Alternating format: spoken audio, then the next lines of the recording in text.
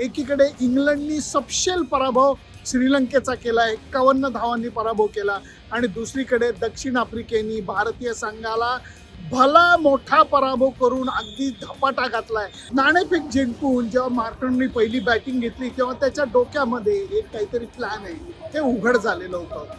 याच मैदानावरती दक्षिण आफ्रिकन संघ जास्तीत जास्त सामने खेळलाय.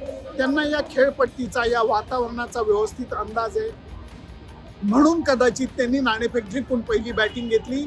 डिकॉक हा लवकर आऊट झाला, त्याला बोल्ड केलं बुमरानी आणि त्याच्यानंतर अर्शदीपनी मार्करमची विकेट काढली आणि नंतर अजून एक रायन रिकल्टन जो त्यांचा महत्त्वाचा लेफ्ट हँडर बॅट्समन आहे त्याला बुमरानी स्लोअर वन टाकून आऊट काढलं. हाणामारीच्या पहिल्या 6 षटकामध्ये काहीच इम्प्रेशन हे दक्षिण आफ्रिकेच्या फलंदाजांना पाडता आलेलं नव्हतं. त्यावेळेला डेव्हिड मिलर हातामध्ये बॅट घेऊन नाही आला, तर हातात बॅट परजत आला, हातात असं मस्तपैकी फिरवत आला.